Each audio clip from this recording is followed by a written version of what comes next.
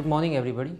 Today topic of discussion is combination therapy in hypertensive patients. So we all know that hypertension is a huge burden in the population, as much as close to 50% of the general population are being affected with hypertension, and we'll just review a few words and discuss something about combination therapy, which is now been accepted in the guidelines to be used as upfront combination therapy in patients with hypertension. So you all know that the hypertension is again categorized as slightly elevated blood pressure, where the systolic blood pressure is 120 to 129 and the diastolic is less than 80. So here these patients are at risk to progress and lifestyle changes are advised. Then there comes a stage 1 hypertension, when the blood pressure is 130 to 139 and the diastolic blood pressure is 80 to 89. So here, depending on the risk factors that the patient has associated with the blood pressure, we advise them lifestyle modification, and if necessary they can go on to have some medications also if required. And then comes the stage 2 of high blood pressure, where blood pressure readings are 140 or greater and the diastolic blood pressure is 90 or higher. Here is this group of the patients which require medications apart from the lifestyle intervention. And then there is a category of patients where the blood pressure is greater than 180 and the diastolic blood pressure is 120. So this comes in the category of hypertensive crisis. So what are the benefits of achieving the target goal of the blood pressure, which is in general population it is 130 by 80, is that hypertension is a major risk factor for stroke or a heart attack or a heart failure. So if you, or rather if we in a general population achieve the target or goal blood pressure, we can reduce the incidence of stroke by as much as 40%, reduce the incidence of heart attack by as much as 25%, and reduce heart failure by as much as 50%. So we know that treating hypertensive patients to the goal is very important. And then again, this is a chart, it may seem a little bit complex, however it is just dividing our hypertensive populations according to the risk factors that the person has. So if a hypertensive patient, depending whether he is in grade 1 or grade 2 or grade 3, what the risk factors does the patient has? Does the patient has dyslipidemia, associated diabetes, obesity and other cardiovascular risk factors? If it is associated, and this table is then divided and looked into whether your patient falls into low risk, moderate risk and high risk. And you also have to look whether the hypertensive patients has any end organ damage, that is, has it involved the retina, has it involved your kidneys, and accordingly you are going to stage your hypertensive patients into uncomplicated or asymptomatic or an established disease, and you are going to treat him accordingly to what stages does he fell into. So we'll talk now on the combination therapy. So why do you need a combination therapy in our hypertensive patients right from the beginning is what we are going to discuss today. So the majority of the hypertensive patients, they actually need a combination therapy. They need 2 or more drugs to achieve the target blood pressure control, and this was what was found in multiple trials, where there was these are all large trials of hypertensive patients. And you can clearly see that all the trials, they eventually require more than one drug to achieve the target blood pressure in their patients. So 2 drug combination therapy will require in controlling the blood pressure in almost 2/3 of the population of hypertensive. So actually it's more of a requirement rather than why to start upfront, and it has been seen that combination therapies are very effective as compared to monotherapy. So if you are starting on a monotherapy and you just double the dose of that monotherapy, and rather than that if you just add on another class of drug which is complementary to that class of drug on which you have started the therapy, it is shown that it is almost 2.5 to 5 times more effective if you add on another class of agent rather than just doubling the dose of the drug which you have started. So it's absolutely effective therapy rather than the monotherapy which has been used in for years. That's why combination therapy is more effective, lower doses of the drugs are required, and combining them upfront is effective. Another important point to be mentioned is adherence. Now, when you are combining the two therapies in a single pill, obviously the requirement of the agents or the molecules is reduced, and it has been shown that you can significantly improve the non-adherence rate by up to 25%. So, this combination therapy, as I have mentioned, that they are complementary to each other, that is, these have different class of action. So, there is thiazide diuretics, then there are angiotensin receptor blockers, then there are calcium channel blockers and ACE inhibitors. So, these are the four class of drugs which are used upfront in our hypertensive patients. Then there are beta blockers and other agents which are generally used if these agents are apart from these agents are not used, or if the upfront these four drugs are because of some side effects or they are unable to use these drugs. So, if you see the green dotted lines, it is clearly showed that you can combine these therapies. You can combine calcium channel blockers with an angiotensin receptor blockers, you can combine the thiazide diuretics with an ARB, you can combine an ACE inhibitor with a thiazide diuretic, and whenever you are seeing the dotted lines, these are the patients which is the combination therapy which is possible, however it is not preferred, so to say. And a note here to mention is that angiotensin receptor blockers should not be combined with an ACE inhibitor, and it is not recommended, and that is why you see a red colored arrow there.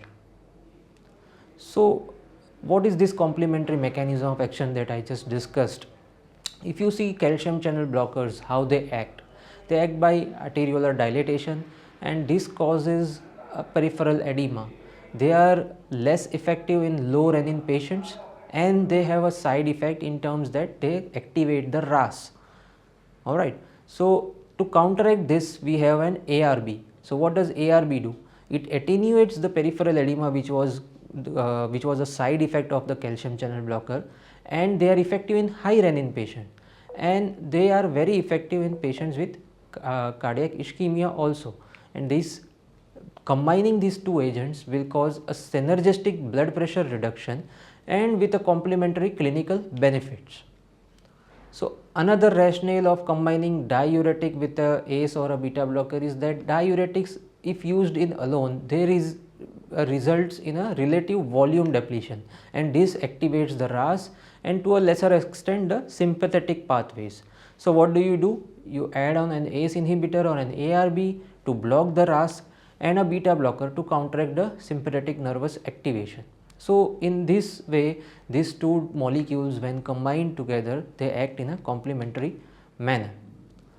Again, apart from what we have discussed, whenever you give an initial combination therapy, the blood pressure reduction is achieved much faster as compared to the drugs when we give start on the monotherapy.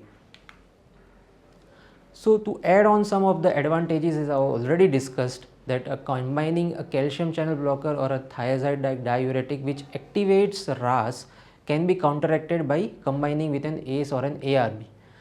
Again, this combination will limit the potential adverse effects those associated with a diuretic or a calcium channel blocker monotherapy.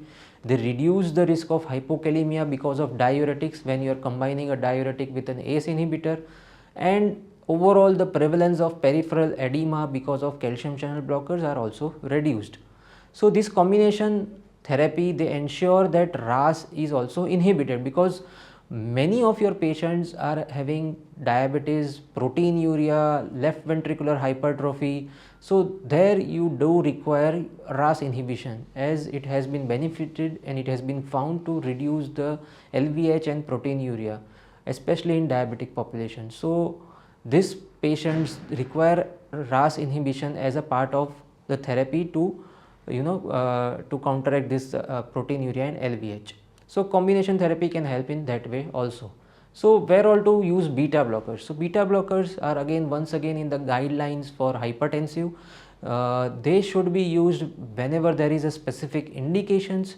For example, the patient is having angina, patient requires heart rate control, a post myocardial infarction, a patient with chronic heart failure with reduced ejection fraction, and also as an alternative to ACE inhibitors in younger hypertensive women who are planning pregnancy, as ACE inhibitors are contraindicated in women who are planning pregnancy.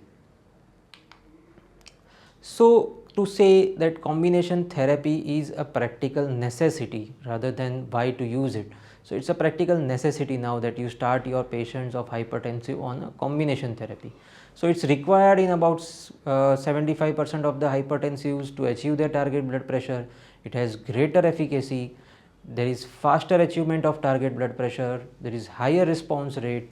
It may make therapy effective in a broader population also, and additive anti-hypertensive effects are seen with the complementary pharmacological mechanism, and definitely it improves the side effect profile in your patient. So combination therapy can be given in a fixed dose combination in a single pill. So it makes it more effective, it improves the compliance. However, and it can also reduce the cost and the pill burden to the patients also. However, a disadvantage which I may mention is that if the patient has contraindication to either one of the agents in that fixed pill, so you cannot use that fixed pill, and in a case any adverse event do happen with these fixed dose pills, you may not be clear which medicine has caused that adverse event. So these are a few minor disadvantages, so to say. So if you basically compare the different strategies to manage your hypertensive patient, when you compare low dose monotherapy, then you put on your high dose monotherapy, then go for the combination therapy, and either use an upfront single pill combination therapy. So this single pill combination therapy, we already discussed, it is its efficacy wise it's much more potent. The time to reach blood pressure control is much faster. There is lesser blood pressure variability. It's more simple, it's flexible. The compliance is lot better, and the tolerability is lot better. Now just to discuss a few compelling indications that which antihypertensive agents to be used. So in the patients where you have hypertension along with heart failure with reduced ejection fraction, you can use ACE, ARB, beta blockers, diuretics, or an aldosterone antagonist. Then you have a post myocardial infarction patient, then again you have to use an ACE, ARB, beta blocker and an aldosterone antagonist. Then you have a proteinuric CKD where ACE inhibitors and ARBs are used. A patient on angina, beta blockers, calcium channel blockers are preferred. AFib or atrial flutter, you can use beta blockers or a non-dihydropyridine calcium channel blocker. Now there are some other effects, like a patient having comorbid condition, a patient with benign prostatic hyperplasia, where you can use alpha blockers, then it can also act as an antihypertensive agent. Then the patient with essential tremor, quite common in general population, beta blockers, they can act both. They can act as a antihypertensive and act as a drug for essential hypertension. A patient with hyperthyroid, a patient with migraine, there also you can use beta blockers. Osteoporosis patient, thiazide diuretic can be helpful. Patients with Raynaud's, dihydropyridine calcium channel blockers are effective in controlling both Raynaud's and hypertensive. So these are some of the therapies where you can use a drug which helps both the ways. And on the flip side, there is also contraindications to the drugs. Diuretics like chlorthalidone, they are contraindicated in patients with gout. They are and there is relative contraindication in patients with glucose intolerance or metabolic syndrome, or a patient with hypokalemia and in pregnancy. Beta blockers are contraindicated with asthma, or the patient is having bradycardia. Again, they may also cause some glucose intolerance. However, it's not an absolute contraindication there. Again, calcium channel blockers, they are contraindicated in heart blocks. They are contraindicated in very severe left ventricular ejection fraction. And ACE inhibitors, as I already mentioned, they are contraindicated in pregnancies. If they having a previous angionuretic edema because of ACE inhibitor, they are not used in patients with hyperkalemia and a bilateral renal artery stenosis. So what does the guideline now say? So guideline now say a single pill combination therapy, either ACE/AR combining with a calcium channel blocker or a diuretic. And if the patient is not controlled on this combination therapy, you can go forward with the combining all these three drugs together in a single pill. And if it is not helpful, then the triple combination can be used along with the fourth agent, either spironolactone, or you can use an alpha blocker or a beta blocker as the case suggests. So just a quick talk about triple drug combination therapy. It's only used when your patients are uncontrolled blood pressure with the two agents. You have to look that the patient's compliance is, patient is adherent to the drugs, and they help to overcome the clinician's inertia, so to say, and they act as a more potent antihyper formulations in a single pill. So fixed dose combination therapy, they are convenient to the patients, they have low cost, low side effects, and they are overall better in terms of giving therapy to your hypertensive patients as compared to just monotherapy. And this fixed dose combination, they actually, every component of your hypertension is controlled with this fixed dose combination therapy. It's quite simple and low pill burden and has better compliance rate. Thank you very much.